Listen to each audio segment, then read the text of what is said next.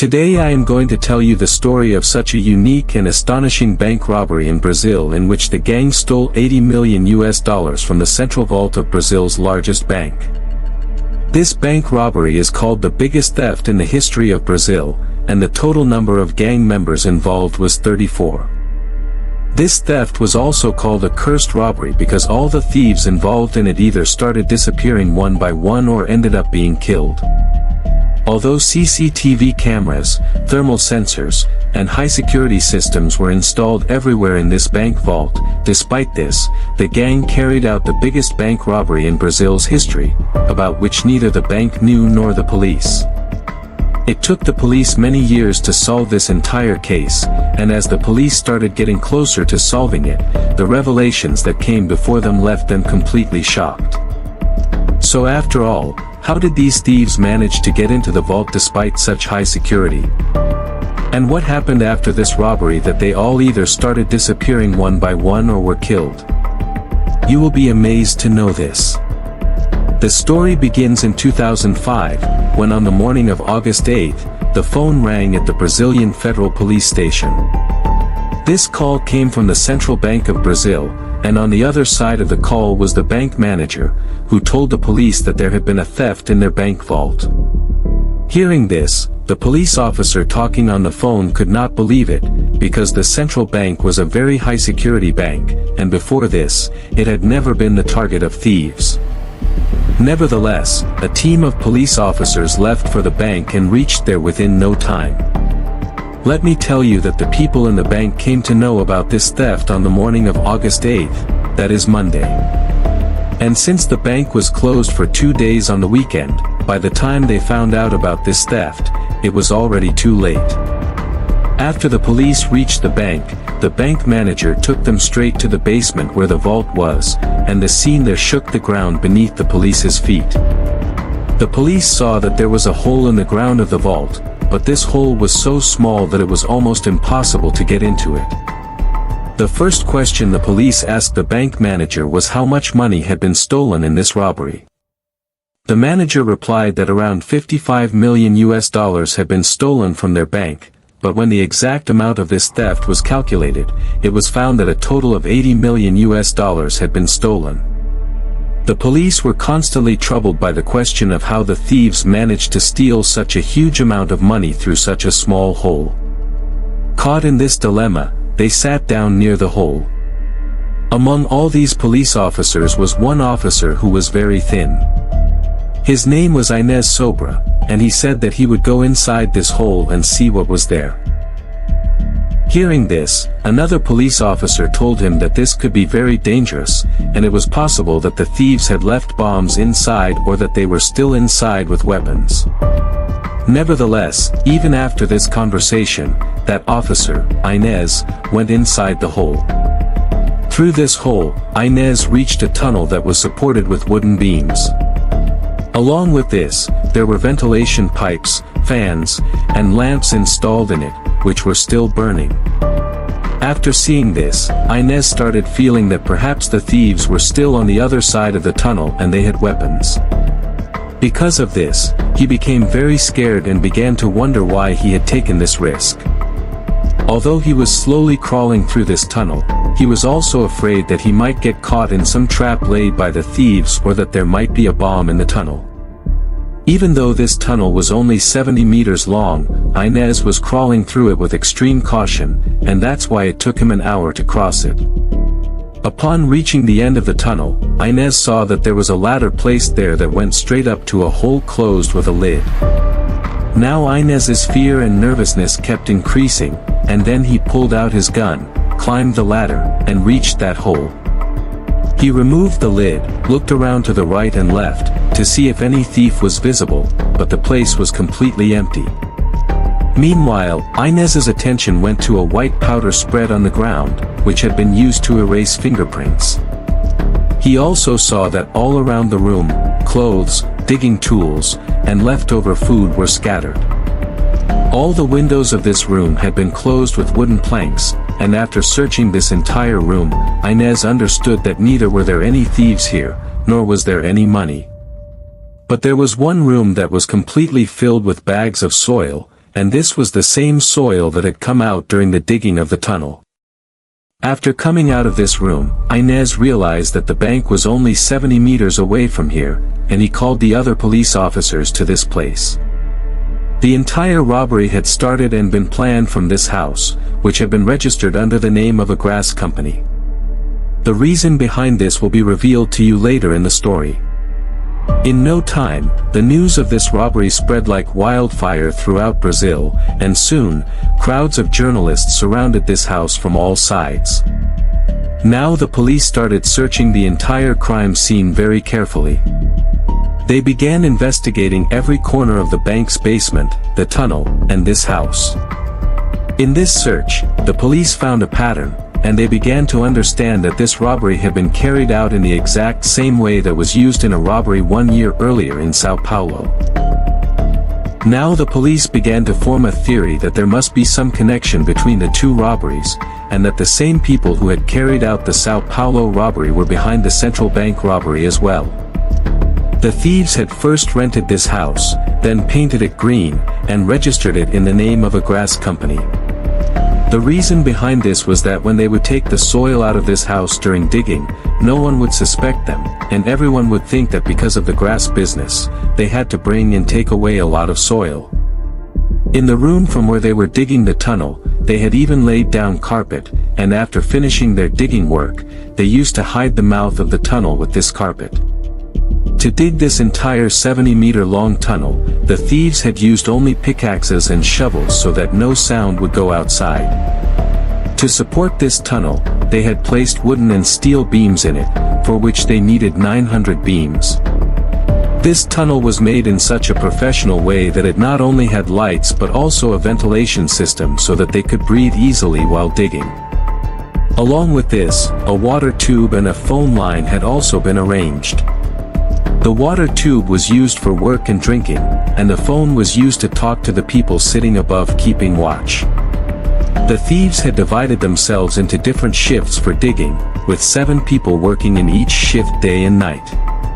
But the biggest problem before them was the soil that came out from the digging. To take away this soil, a truck used to come outside the house every day, in which the thieves would load the bags full of soil, and it would take them away. The neighbors saw this scene every day. At first, they thought that because of the grass business, they had to bring and take away a lot of soil. But when the truck started coming twice a day to take the soil, it began to make the neighbors suspicious. Slowly, the neighbors started suspecting that some illegal work was going on in this house. The gang of thieves also clearly realized this, and that's why they decided that they would now keep the bags of soil inside the house. Gradually, one by one, all the rooms of the house were filled with soil bags, and then they started throwing soil bags into the small garden behind the house. The tunnel that the thieves had dug to reach the vault basement was a straight 70-meter tunnel with just a small curve, which had been made to avoid the sewer line. This tunnel opened directly into the basement, where all the high-security gadgets were installed. Among these gadgets, the first one was an orange-colored crane machine, which was used to place the big cash boxes on the cranes because each of these boxes weighed between 300 and 500 kilos. The bank employees had to move these boxes around the whole day, so cranes were used for this work. After finishing work every day, these cranes were left there. But on Friday night, something unusual happened, which caused this robbery to escape everyone's eyes at the very beginning. On Friday night, after finishing work, one of the bank employees left the crane right near the place where the thieves were going to open the mouth of their tunnel. The reason behind this was that the crane created a cover so that the mouth of the tunnel could not be seen in the CCTV camera. When the police investigation revealed this, they found it to be a very strange coincidence and began to suspect that perhaps some bank employee was involved with the thieves. The police began to believe that this crane was deliberately placed near the hole, and they also found another clue. The police saw that the cash boxes had not been placed pressed tightly against the gray pillar, but rather there was a 10 to 12-inch gap left between them so that the thieves could easily pass behind the boxes and stay out of the CCTV camera's view. There were a total of 6 cameras in this basement that covered every corner of the basement. But the area between the wall and the cash boxes was the spot that the CCTV cameras could not reach, and it was by taking advantage of this that the thieves carried out the entire robbery. Although there were thermal sensors installed in this basement as well, these sensors were placed on the ceiling instead of the walls. And since the ceiling was very high, the sensors could not detect the thieves. The thieves already knew about this fact, something that only the guards and bank employees knew. Now the police started forming an entire theory about what must have happened from before the bank closed that night until the robbery was completed. According to the police, the thieves must have entered the basement between 6 o'clock and 7 p.m. on Friday evening. This was the time when the bank was just about to close. Although the bank was not yet closed, the thieves still entered between 6 and 7 because the rest of the basement sensors only started working after the bank closed at 7 p.m. Since no bank employee came to the basement after 6 p.m., the thieves all entered the basement and first hid behind the cash boxes. Then, 3 of them disabled all the sensors one by one with the gadgets they had brought with them. These thieves knew everything about disabling the bank sensors and every detail of the basement, and the biggest reason for this was that bank employee who was involved with the thieves, about whom you will learn later. Now the police's suspicion was turning into certainty that a bank employee had played a major role in this robbery, but so far, they neither had solid evidence nor were they able to catch him. At around 6:45 p.m., the basement was locked from outside, and by 7 p.m., all employees closed the bank and went home. Just 5 minutes after the bank closed, all the thieves came out from behind the cash boxes and began filling their bags with cash from the boxes. Now they were completely carefree and had no fear because they knew that since it was a weekend, the bank would remain closed for 2 days, and they could easily carry out their robbery. They kept placing all the cash into plastic bags and throwing them down into the hole, under which was the tunnel. From there, the gang members in the tunnel kept carrying the bags to the other end of the tunnel, where the other gang members pulled them up with ropes.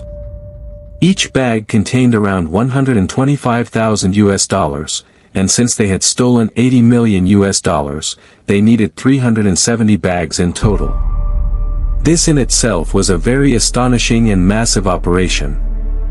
After forming their entire theory, the police understood that they would have to investigate every aspect connected to that house very carefully, because all the clues related to this case were inside that house. Now the police first began trying to find out in whose name this grass company was registered, and in whose name the house was rented. In this search, the police found that the man in whose name the license to run this company had been taken was named Paulo Sergio. After looking at Paulo's photo on the license, the police found it very strange because in the photo he was wearing a beanie on his head, which made it very difficult for the police to recognize him. The police found it very odd how the Ministry of Trade had accepted such a photo and issued a license on it. The police now start questioning Pavlo's neighbors, where they tell the police that Pavlo behaves very well with all of them, lives friendly with everyone, and because of this the police were still not able to connect the right links in this whole robbery. The stolen cash in this robbery weighed about 3,500 kilograms, and because of that, the police began to think that to carry so much cash, the thieves must have used several vehicles or trucks, which meant they had to arrange for many vehicles at the same time.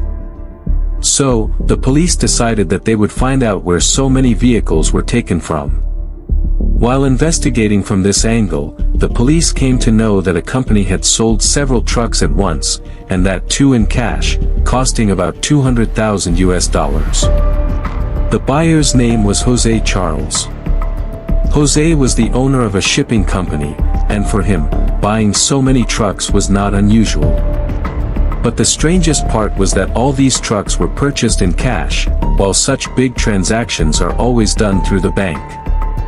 To clear their doubts, the police now started investigating Jose and his company, where some shocking revelations came in front of them. During the investigation, the secretary told the police that Jose, the boss of the company, had gone with a driver to deliver a shipment to São Paulo since last Sunday. The moment the name São Paulo was mentioned, alarm bells rang in the minds of the police, because the pattern of the central bank robbery and a robbery that took place in São Paulo a year earlier was exactly the same. The police believed that most of the gang members of this robbery were also from São Paulo. The police now started assuming that surely Jose must have filled all the stolen cash into these trucks and gone to São Paulo so that he could deliver the cash to his gang members. The distance between São Paulo and Fortaleza, where this central bank was about 1,860 miles, and it would still take the truck a few more days to reach São Paulo. So, the police decided that they would catch the truck on the way. The police were just preparing to intercept the truck when they came to know that the truck was in a city called Belo Horizonte, which was between São Paulo and Fortaleza. Hearing this, some police officers boarded a helicopter and left for Belo Horizonte. Shortly after, they received a call from the local police there, informing them that the truck had stopped at a police station built on the highway. The truck was deliberately brought to the police station, and the reason behind this was the driver sitting in that truck. The driver was neither involved in the robbery nor did he know what was inside the truck. He was only driving the truck on the orders of his boss, Jose, who was traveling with him to São Paulo. During this journey, there were just two questions that bothered the driver. The first was why suddenly such an urgent delivery of cars had come, because such a thing had never happened before. And the second question, which shocked the driver the most, was why Jose, the boss of the company, was personally traveling with him, something that had also never happened before. While driving the truck, some other strange things also happened that caught the driver's attention. The first thing was that Jose, despite having his own phone, would stop the truck every now and then to use a payphone outside. And it was this mistake of Jose that cost him heavily. While Jose was talking on the payphone, the driver got down from the truck and started looking at the cars loaded behind. All these cars were locked from inside, and then the driver's eyes fell on bundles of cash lying under the car seats. Seeing this, the driver was stunned, and he now understood that all this money was stolen from the same central bank that was being shown on TV day and night.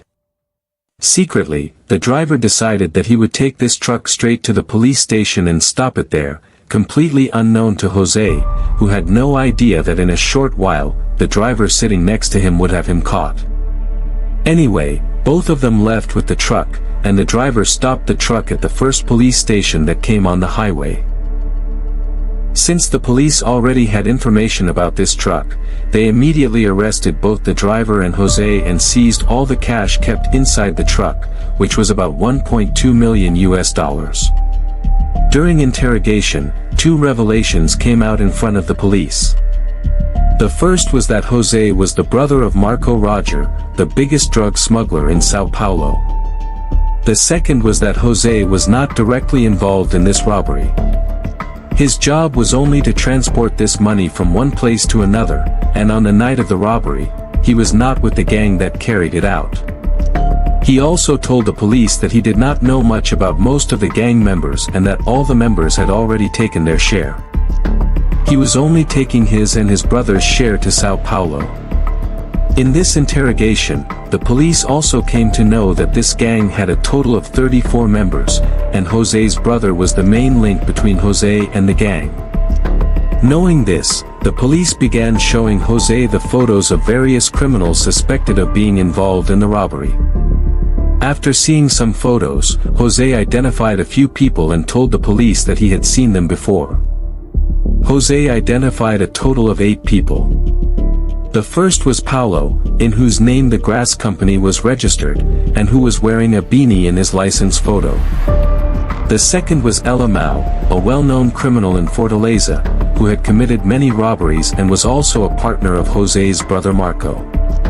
The third was Moises, said to be the most important member of this gang, because in 2001, he escaped from prison with 53 inmates by digging a tunnel, which gave him a lot of experience in tunneling. Moises was also the one who, in 2004, 1 year before the central bank robbery, carried out the São Paulo robbery that I already told you about earlier. It was Moises who gathered the entire gang to carry out the central bank robbery. Now the police had a long list of suspects, with the main suspect being Moises, and the police believed that once they caught him, they would solve the entire case. In Brazil, the laws for robbery were not very strict, due to which robbers were not given very harsh punishments. Because of this, most robbers, after serving their sentence, would live luxuriously on the stolen money. But this time, the police wanted to not only arrest the robbers but also recover the money. And during this time, the police got their first success in this case. While carefully scanning a house, the police found a SIM card. With the help of the telecom company, the police pulled out all the numbers from the SIM and put them under surveillance. Just 2 days later, the phone rang in the police control room, and the call was coming to one of the numbers under surveillance. In that call recording, 2 men were heard saying that they were still not using the stolen money because they were afraid that someone might get suspicious. In this recording, the police recognized one voice. It was the voice of Antonio Ademar, who already had several criminal records. Although the police knew the area where Antonio lived, they didn't know his exact location. So they began working to find it. Meanwhile, the control room phone rang again, and this time the call recording gave the police several important clues. In that call, Antonio was telling a woman to arrange rubber bands so that he could bundle the stolen money. And during this very call, the police tracked Antonio's location. This tracking revealed that Antonio was living in a red-colored house. The police, dressed in civilian clothes, sat in a cafe opposite the house to keep an eye on him. After a while, 2 men came out of the red house, and one of the police officers noticed that one of them was looking directly at them. This made the police suspect that the man had recognized them. The officer immediately pulled out his gun and ordered both men to lie down on the ground. As soon as the rest of the police team got the signal, they surrounded the red house from all sides and arrested everyone inside. Entering the house, the police saw the stolen cash scattered everywhere, some piled near walls, some in plastic bags, and some buried in the ground. The amount of cash recovered from there was worth $2.4 million. Among the 5 people arrested were Antonio and his boss David, who was responsible for dividing the stolen money equally. The police had now caught 2 men directly involved in the robbery, while the other 3 were just David's men and had no direct involvement. But one of them turned out to be the key turning point in the case. This man's name was Disma, and during interrogation, he told the police that he had bribed a bank guard named Ottles, who was also his friend. With this guard's help, the gang learned everything about the bank's security system, which allowed them to outsmart the CCTV cameras and alarm sensors. This confirmed the police's initial suspicion that an employee of the bank was involved. But many more shocking revelations were still to come. During the investigation, the police had also put another man's phone under surveillance, on suspicion that he was also part of the robbery. His name was Raymond Lorenzo. After listening to his call recordings for 10 months, the police discovered that Raymond was going to the Brazilian city of Porto Alegre to meet someone. The police started following him. After reaching Porto Alegre, Raymond met a man at the airport named Alesso, and the 2 left together in a car for Alesso's house, unaware that the police were following them. The police then continuously monitored that house, where Raymond was staying. They noticed that several more people kept coming and going, always in small groups of 2 or 3, and they would spend hours inside. One day, all of them entered together, a total of 11 people. Seeing this, the police immediately understood that they were planning another big robbery. Around this time, the police followed Alesso to a bus stand, where some men were already waiting for him. These men had a small truck with them, loaded with a lot of material. They got into a car with a lasso, and the truck also left with them. This truck stopped in front of a building in the middle of the city, and they unloaded all the material inside. During investigation, the police also found out that these men had purchased the entire building in the name of someone named Fabrez, for $600,000. Now the biggest question for the police was, why had the gang bought an entire building, and what was the material they were moving inside? After just a few days of surveillance, the police learned that the gang was digging a tunnel inside the building. And when the police surveyed the whole area, they found out that there was a very large bank nearby called Banrisal, which was very close to that building. In this image, it can clearly be seen that the bank from this building, it was very close, and now the police had clearly understood that all these thieves were preparing to rob this bank. Although this gang and the gang that carried out the central bank robbery were separate, there were some members who were involved in both robberies. And because of these members, the police succeeded in reaching this new gang. The police now rented an apartment in a building right in front of this one. And as can be clearly seen in this image, this was the building where the police were staying on rent, this was the building where the thieves were digging from inside, and this was the bank's building.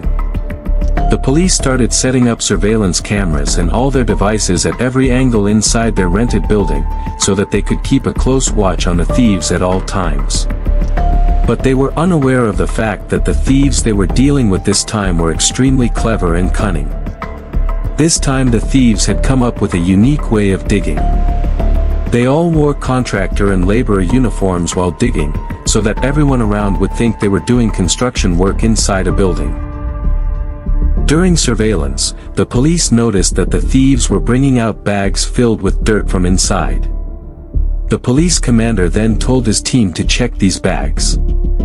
Because if the bags contained just chunks of earth, it meant they had just begun digging. But if the bags contained soil and sand, it meant that they had already started tunneling underground. The police's plan was to arrest these thieves the moment they reached the basement of the bank.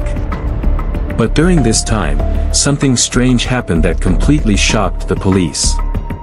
While listening to the call recordings of the thieves, the police discovered that there was a third party blackmailing them.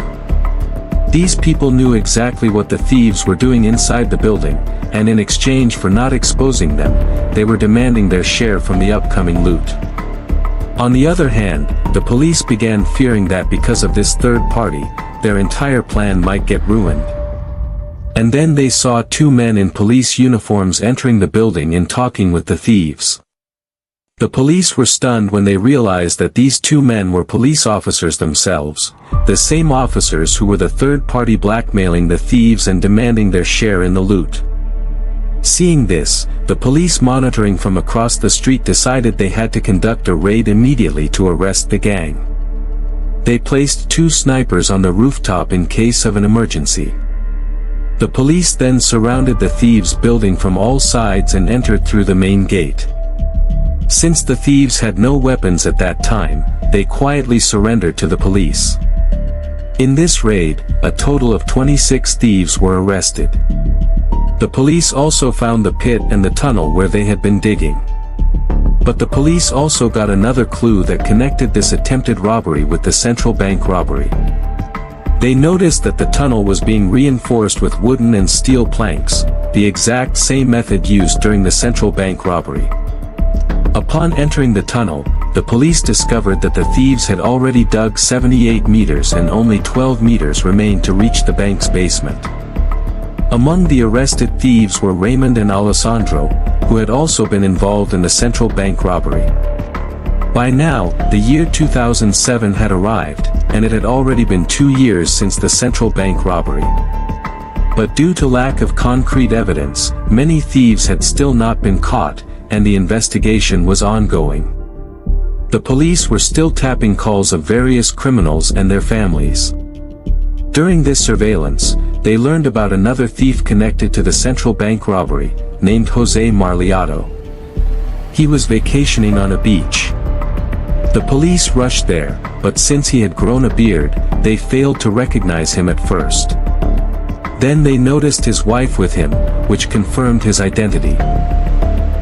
One police officer slowly leaned toward Jose's ear and said, "We are from the federal police, and your game is over."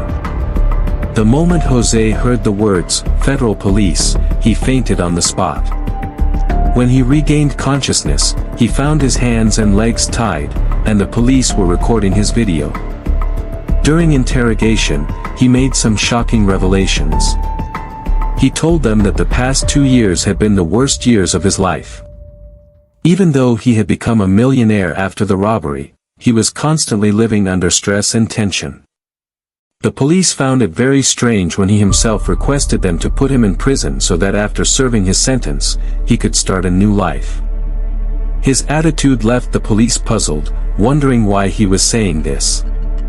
When asked where he had hidden the stolen money, Jose dug out 2 boxes for them.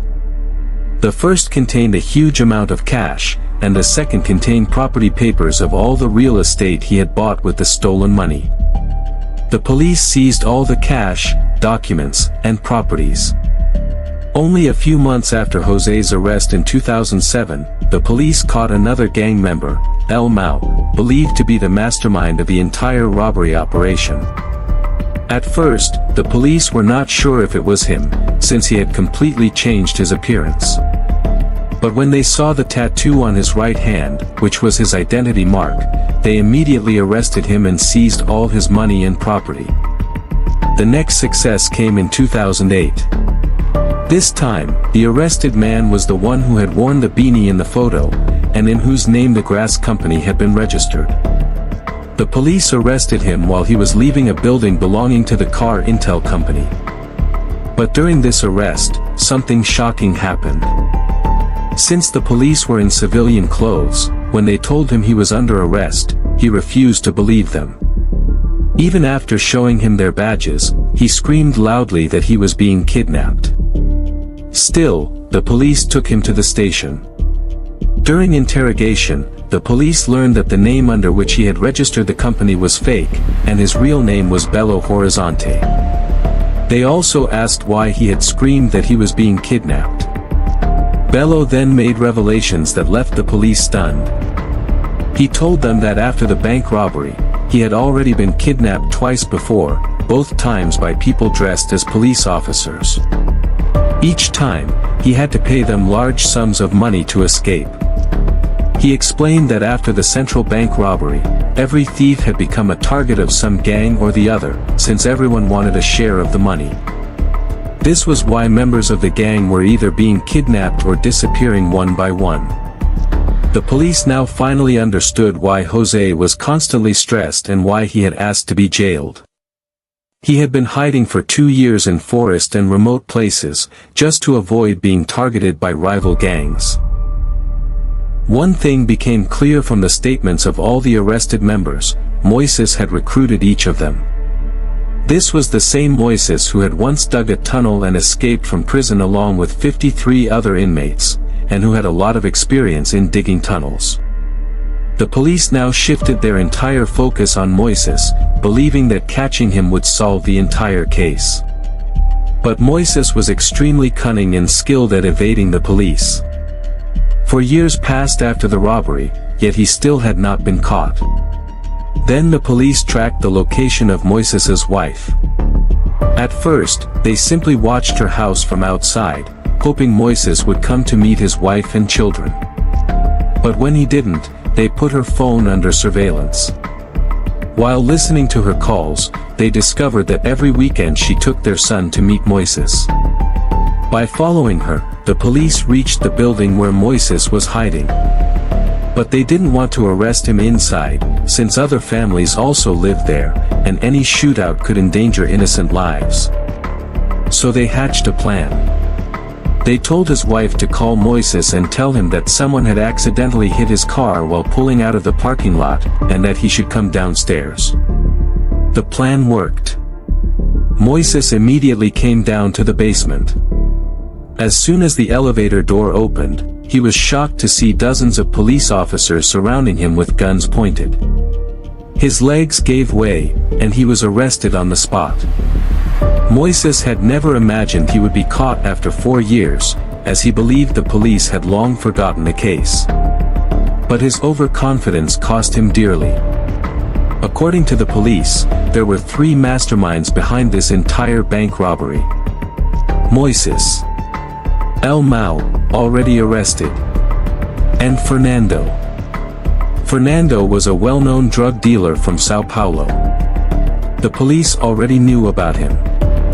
He was the financier of the operation, the one who arranged everything from buying the house and registering it under a fake company name, to providing digging tools, food, cars, and trucks for the gang. He had spent nearly $600,000 on preparations. As the financier, he kept the biggest share of the loot, $5 million. But this became his biggest problem. In the world of crime, when someone suddenly gets a huge amount of money, they become a target for other criminals. The same happened with Fernando. Like others, he too was kidnapped twice by people wearing police uniforms. But it was never confirmed whether they were criminals disguised as police or actual corrupt officers. After the second kidnapping, Fernando disappeared forever. What happened was that after the second kidnapping, the kidnappers demanded $1 million in ransom from his family. His family paid, but Fernando was never released. Days later, the police found his dead body. Upon investigating, the police discovered that the kidnappers were actually 2 corrupt police officers. After receiving the ransom, they killed Fernando, fearing that since he knew them, he might expose them and cost them their jobs. These corrupt officers not only killed Fernando, but also murdered several other gang members after extorting ransom, all because they were afraid of being exposed. Some gang members were also targeted by rival gangs. In one incident, armed men stormed into the house of Pedro, another gang member. They injured his wife and children and looted $200,000 kept in the house. Traumatized, Pedro went straight to the police and surrendered. Even today, this bank robbery is considered the biggest and most remarkable robbery in Brazil. What followed were investigations, arrests, bloodshed, and mysterious disappearances that shocked everyone. Although the police managed to solve the case and arrest several gang members, some were killed, and others simply vanished. But one gang member is still out there, never caught, and his name is Juvan Hall. In total, the police could only recover about $8.8 million USD, which was just a tiny fraction of the stolen money. Since Brazil does not have very strict laws for robbery, the punishment for theft itself is not very severe. But these thieves were charged with money laundering, since they had bought houses and cars with the stolen money. In Brazil, money laundering is considered a very serious crime. For this reason, the court sentenced them to 100 years in prison. How did you find this story? Let us know in the comments section. Don't forget to like and subscribe to the channel. See you in the next video.